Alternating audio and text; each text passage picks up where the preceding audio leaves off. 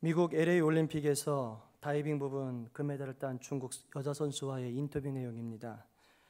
기자들이 이렇게 질문했습니다. 왜소한 체구로 어떻게 아름다운 다이빙을 연출할 수 있었습니까? 라고 물어봤더니 그 선수가 이렇게 대답했다고 합니다. 저는 어렸을 때부터 100m 달리기 경주를 좋아했습니다. 그런데 경주에 나가면 저는 자주 넘어졌습니다. 그런데 어머니는 넘어지는 절 보고 항상 이렇게 말씀해 주셨습니다. 얘야, 나는 네가 1등을 하는 것보다 넘어졌다가 다시 일어나는 모습이 더 아름다웠다. 나는 네가 일어나는 모습을 바라볼 때마다 아름다워서 견딜 수가 없었단다. 너는 누구보다도 아름다운 내 딸이야 라고 표현했다고 합니다. 그러면서 그 선수는 또 이렇게 말을 이어갑니다. 다이빙을 시작하면서 실수도 하고 사고도 많이 났지만 그때마다 어머니는 동일하게 말씀하셨습니다. 어머니를 생각하면 다이빙 스탠드에서도 모든 두려움이 다 사라지고 마음이 편안해집니다 라고 표현했다고 합니다. 하나님도 이 어머니의 마음과 동일한 것 같습니다. 여러 가지 인생의 장애물을 만나 넘어졌을 때 나는 네가 일어나는 모습이 너무나도 아름답게 느껴지는구나 라고 말씀하시는 하나님, 그 하나님을 여러분들 한번 생각해 보셨습니까? 인생의 1등을 하지 못해도 좋습니다. 하나님의 지극한 관심은 그럼에도 불구하고 우리가 다시 일어서는 데 있습니다. 나는 능력이 없어도 어머니의 말씀을 의지하여 일어나는 그 선수처럼 하나님만 바라보고 일어나기를 하나님은 간절히 원하고 계십니다. 어머니의 마음, 하나님의 마음, 오늘 성경 본문은 어떤 관계가 있는 것일까요? 오늘 성경 본문은 잠언 21장입니다. 잠언 시작할 때 우리 담임 목사님을 통하여 수많은 교육자를 통하여 이야기 들으셨을 겁니다. 잠언의 핵심은 잠언 1장 7절에 있습니다. 여호와를 경외하는 것이 지식의 근본이오늘 미련하는 자는 지혜와 훈계를 멸시하느니라. 그러면 그 성경 구절과 오늘 성경 본문은 무슨 관계가 있을까요? 오늘 성경 본문을 자세히 읽어보시면요, 얼핏 읽으면 저희와 아무 느낌이 없는 것 같아요. 아무 관계가 없는 것 같아요. 그래서 우리 성도님들이 쉽게 이해할 수 있도록 새 번역 성경으로 쉽게 읽어드리도록 하겠습니다. 한번 잘 들어보십시오. 왕의 마음은 흐르는 물줄기 같아서 주님의 손 안에 있다. 주님께서 원하시는 대로 왕을 이끄신다. 사람의 행위는 자기의 눈에는 모두 옳게 보이나 주님께서는 그 마음을 꿰뚫어 보신다. 주님께서는 정의와 공평을 지키며 사는 것을 제사를 드리는 일보다 더 반기신다. 거만한 눈과 오만한 마음, 이러한 죄는 악인을 구별하는 표지이다. 아멘. 성경을 잘 보면요, 오늘 성경 본문을 자세히 천천히 읽어보시면 각 문장마다 결론에서 언급하고 있는 부분이 있습니다. 그게 뭐냐면 이것입니다. 1절을 보시면 그것은 주님의 손 안에 있다. 주님께서 원하시는 대로 왕을 이끄신다. 2절을 보시면 주님께서는 그 마음을 꿰뚫어 보신다. 3절을 보시면 주님께서는 정의와 공평을 지키며 사는 것을 더 반기신다. 그리고 4절 마지막 절은 그것을 인정하지 않고 그렇게 따르지 않는 것은 죄다라고 표현하고 있습니다. 다시 말해 저는 이 성경 구절들의 뉘앙스를 담아서 오늘 말씀의 제목을 여호와는 하나님이시다라고 정했습니다. 여호와는 하나님이시다. 이 대명제 안에는요, 크게 두 가지 진리가 숨어 있다고 합니다. 그게 뭐냐면 첫 번째, 여호와는 하나님이십니다. 두 번째는 우리 인간은 인간일 뿐입니다 라는 것입니다. 많은 분이 당연하게 생각하실지 모르지만요, 이게 그렇게 쉽게 인정할 수 있는 내용은 아닌 것 같습니다. 여호와, 우리 성도님들 다 아시죠? 여호와가 뭐죠? 하나님께 우리에게 친히 알려주신 하나님의 거룩한 성함, 존칭입니다. 하나님이시다. 여기서 하나님이라는 단어는 좀 믿음이 있으시고 좀 더 성경 읽어보신 분은 다 아시는 겁니다. 엘로힘입니다. 엘로힘은 엘, 주라는 뜻으로 유래했고요, 원래는 모든 것을 다 틀어버리다, 모든 걸 바꿔버리다 라고 했던 동사 유래한 단어입니다. 다시 말해 여호와는 하나님이시다라는 문장은 여호와는 마음만 먹으시면 무엇이든지 바꿔버리실 수 있는 능력 많은 분이시다. 여호와는 그분이 원하기만 하면 우리 성도님들이 갖고 있는 모든 고통, 모든 환경, 모든 어려움까지도 기꺼이 바꾸실 수 있는 능력 많은 전능하신 분이시다라는 뜻입니다. 우리 성도님들은 그 절대적인 진리를 믿고 계시는지요? 인정하십니까? 정말 인정하기 저도 상당히 어렵습니다. 그래서 오늘 성경 보면 1절을 보시면 놀랍습니다. 주님께서는 사람들이 그렇게 되고 싶어하는 왕조차도 하나님이 이끄신다고 표현합니다. 2절에서는 우리가 아무리 노력해도 알 수 없는 그 깊은 것조차도 주님께서는 깊은 마음도 읽으신다라는 거예요.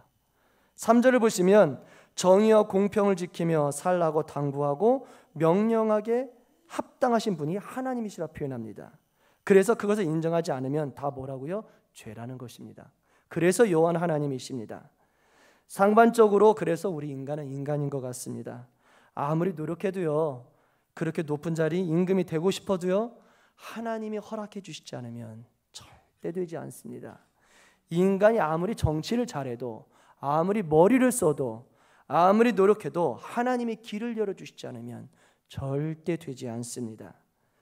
우리 인간들이 서로 가면을 쓰고 서로 자기가 잘 되고자 세상 사람들 논리처럼 상대방을 속이고 짓밟고 높은 위치로 올라가고 싶지만, 올라간다 할지라도 하나님은 그 사람의 마음을 중심을 꿰뚫어 보시기 때문에 하나님은 그 존재를 부정하십니다.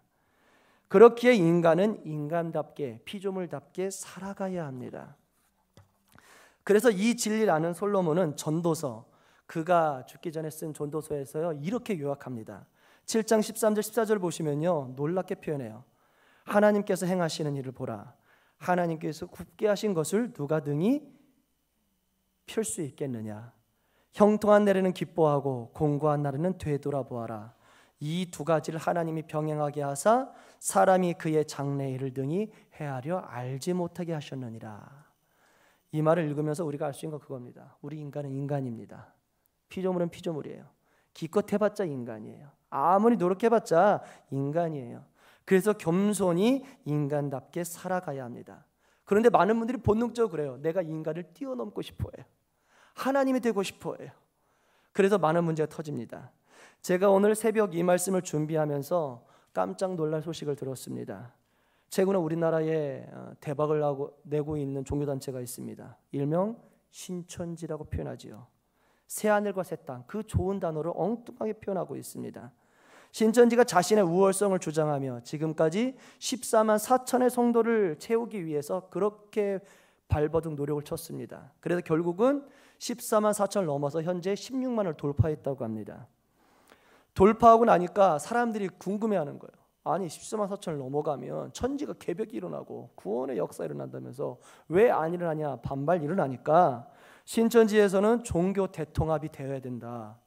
특별히 인정받고 구원받은 성도가 14만 4천이다. 명수가 아니다라고 말 바꾸기 시작합니다.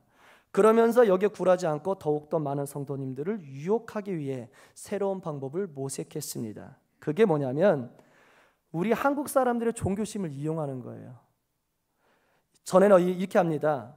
첫 번째로 1차 선발대가 집을 돕니다. 그리고 주변에 많은 사람들 수소문해요. 그래서 그 집을 방문하고 그 집에 대한 조사에서 얻은 정보를 싹 습득합니다. 그리고 나서 뒤에 후발대에게 그 내용을 전해주어요. 그러면 그 후발대에 있는 사람이 그런 겁니다. 우리 한국 사람들이 가장 좋아하는 것 중에 하나인 예언 사역을 하는 것처럼 눈을 두드리며 들어가는 겁니다. 문 열자마자 얼굴이 좋아 보이지 않아요. 이 가정이 힘들어 보여요. 하나님이 이 가정 힘들다고 말씀하세요. 이상한 소리를 하기 시작하는 겁니다. 근데 희한한 건 뭐냐면 한국 사람들은 어떻게 해요? 그럼 어떡하죠? 라고 해요. 당신 누굽니까? 라고 묻진 않고 어떻게 해요? 라고 그래요. 근데 신천지는 이런 것조차도 모략이라고 표현합니다. 그리고 나서 그 사람 집에 들어가서 온갖 얘기를 다 합니다. 힘들죠, 괴롭죠. 힘들지 않은 가정이 어디 있어요 요즘에. 그런데 희한하게도 그 단순한 말임에도 불구하고 그 단순한 문장에 다 걸리더라는 거예요. 힘들죠, 괴롭죠, 남편이 이해해주지 못하죠. 그렇죠, 남편이 이해해준 가정이 몇 가정이나 되겠습니까? 거의 대다수가 다 걸려버리는 거예요. 평균적인 이야기만 하는데도 막 본능적으로 흔들리는 거예요.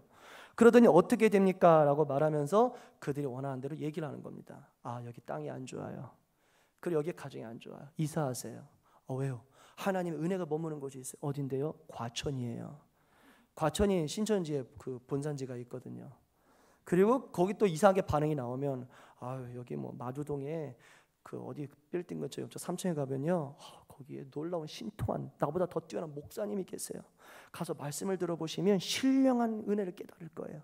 그래서 성경 공부반 들어가서 잡히게 된다는 것입니다. 잘 보시면요, 재밌어요. 이게 처음이 아니에요. 우리가 힘들 때 누굴 찾아가죠? 전에 우리 한국 사람들이 무당을 찾아갑니다. 돈을 바치고 바꿔주십시오, 바꿔주십시오, 바꿔주십시오. 다시 말하면 그 종교심을 이용해서 사기를 친다라는 거예요. 근데 희한하게도 지금 들은 정보에 의하면 믿는 크리스찬도 많이 넘어갔다라는 거예요. 참 안타깝습니다. 예언을 받으면, 예언을 들으면, 미리 자신의 미래를 알게 되면 자신의 현재 상황, 자신을 뛰어넘을 거라 생각합니다. 이것은 뭐에 비유하냐면 곧 이번 주 담임 목사님께서 설교하신다는 그 본문인 것 같아요. 사울 왕이 다급하니까 엔돌의 신접한 여인을 찾아가서 자기 미래를 물어보는 것과 똑같습니다. 하나님을 찾아가는 게 아니에요. 그러면 성경에서 말하는 예언이 무엇입니까? 미래를 점치는 겁니까? 나의 미래를 알려주시는 걸까요? 성경에는 그렇지 않대요. 그것은 in front of God, 하나님 앞에서 하나님이 말씀하시는 대로 그 말씀을 전달해 주시는 거래요. 주일날 주의 종을 통해서 강대상에서 하나님 말씀하시는 대로 선포되는 말씀, 하나님이 그 사람이 뭘 원하시는지, 그 뭘 싫어하시는지, 이 싫어하는 것을 계속할 경우 미래에 하나님께서 어떻게 징계하신다는지 그걸 말씀해 주시는 게 예언입니다. 자신의 미래의 것을 말하는 게 아니에요. 내 하나님과 관계없는 내 미래가 무슨 조용하겠습니까? 하나님이에요. 뭘 좋아하시는지, 뭘 싫어하시는지 그런 것입니다. 혹시 성도님들 주변에 그런 사람 찾아가신 분 있으십니까? 그런 사람 만나셨습니까? 제가 하나 재미있는 방법 알려드리려고 합니다. 예언이나 정말 능력자인지 분별하는 기준이 있대요. 저도 누구한테 배웠습니다. 그게 뭐냐면 정말 그 사람이 찾아온다고 했을 때 그 사람이 진짜인지 가짜인지 알아내는 방법이 한 가지가 있어요. 그게 뭐냐면 저와 하나님 사이에 1대1로 뭘 한 가지 진리를 하나 딱 정하세요. 그리고 그 사람이 그걸 알아맞힐 수 있어야 돼요. 내가 언급하기 전에 알아맞힐 수 있어야 돼요. 제가 지금 마음속 하나 생각해 보겠습니다. 우리 성도님들, 제가 무슨 생각하는지 마음에 혹시 뭘 갖고 있는지 한번 떠올려 보세요. 아실 수 있는 분 있으십니까? 혹시 아시는 분 손 들어보세요. 없으시죠? 제가 뭘 생각하는 줄 아세요? 아파트, 사과, 배, 150달러, 200달러, 230달러로 생각했어요. 아신 분 있으세요? 없죠. 감사한 일입니다. 여기에는 예언 사역하신 분 없어요. 예언의 능력 있으신 분 없어요. 근데 희한하게도 미래를 말씀해 주시는 사역하신 분이 있어요. 은사가 있긴 있어요. 제가 알기로는 우리나라에 50여 명 안 된대요. 그리고 그런 분들은 자기가 예언 사역한다 말도 안 해요. 조용해요. 말 안 하면 이미 성령님이 예민해서 떠나시기 때문에 절대 티를 안 내요. 근데 혹시 주변에 그런 분 있으십니까? 다 사꾸라 가짜예요. 믿지 마세요. 예언이 그렇게 단순하지 않아요. 성령의 역사가 그렇게 테스트하듯이 되지 않아요. 그런 분 있으시면 담임 목사님과 저와 수많은 교육자들을 꼭 알려주셔서 대처할 수 있도록 도와주시기 바랍니다. 하나님은 우리가 인간임을 알길 원하십니다. 미래를 미리 알기를 원하지 않으십니다. 왜 그럴까요? 인간이기 때문에 인간답게 부족함을 알고 하나님만 의지하며 살기를 원하신다라는 거예요. 그게 인간의 본문입니다. 그래서 잠언 1장 7절에 첫 번에 뭐라 그래요? 여호와를 경외하라 그랬어요. 여호와만 붙들고 여호와만 바라보고 가지, 내가 머리 쓰고 내가 미래를 알아서 어떻게 하고 싶어 하는 것, 그러면 곧 안 가서 바벨론이 되어서 박살납니다. 하나님 저 안 돼요. 아무것도 안 돼요. 하나님 나를 처음 만났던 첫사랑, 하나님 말씀했던 그 말씀의 은혜, 늘 그것만 붙들고 되새김질하며 살아가길 원하신다라는 것입니다.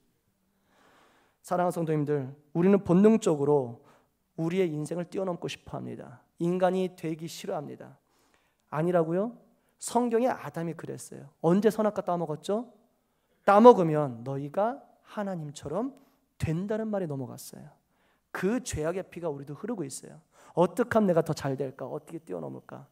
하나님은 분명히 하나님 자녀가 잘 되기 원하십니다. 그런데 하나님이 그렇게 세워주는 걸 믿고 그 삶을 살아가기 원하시지 내가 해서 되기를 원하지는 않으신다는 것입니다.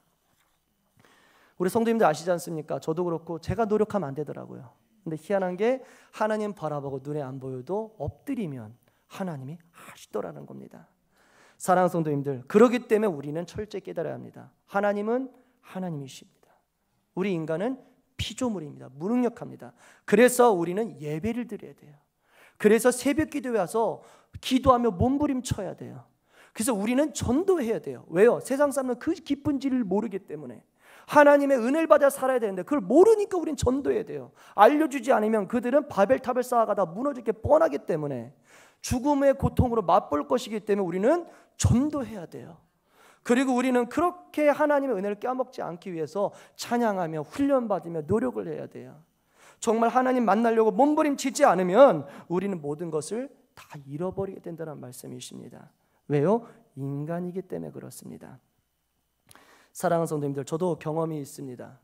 제가 아시겠지만 제가 원래 학부는 기독교 장로회 소속입니다. 한신대에서 치열하게 신학 공부하고 어머니가 장신대 여기 통합직 출신이기 때문에 제가 교단을 옮기게 되었어요. 장신대 신대원 가서 공부하는데 말씀드렸잖아요. 너무 어려워요. 신대원 공부가 얼마나 어렵든지, 이거는 통합직에 그렇게 천재들이 많은지 몰랐어요. 저는 정말 그 해에 장신대 못 들어갈 줄 알았어요. 얼마나 처음에 성경 스터디 공부를 하고 고시원에 와서 얼마나 밤새 울었는지요. 하나님, 저는 못할 것 같아요. 제 길이 아닌가요? 저 정말 어렵습니다. 너무 막막합니다. 울며 새벽까지 울다가 다시 한번 일어나서 가게 되었어요. 꼭 하나님 그러세요. 일어나라, 내가 하겠다라고 말씀하세요. 하나님, 어떻게 공부됩니까? 저는 알 길은 모르겠습니다 했을 때 하나님이 이끄던 장소가 있어요. 희한하게도 저는 어떻게 공부될까 했더니 길 가는 도중에 어떤 선배를 만나요. 선배가 신학 갑자기 그러는 거예요. 낯도 끝도 없이. 신대원 준비하시냐고. 예. 모르죠? 어떻게 하는지 모르죠? 네. 그러더니 그 처음 만난 그 선배가 성경 스터디 여러 개를 다 알려주고, 어디는 뭐가 강하고 자기가 수업도 안 들어가면서 일일이 저를 이끌고 다니면서 알려주더라는 거예요. 참 신기하다. 도서관에 갔는데 하나님 마음에 어떻게도 공부할까요? 저 어디 앉아서 공부할지도 모르겠습니다. 마음에 감동이 있어서 앉아서 공부하는데 까마귀가 날려들어요. 지나가면서 이거 창세기 공부하세요? 창세기 무슨 책 보세요?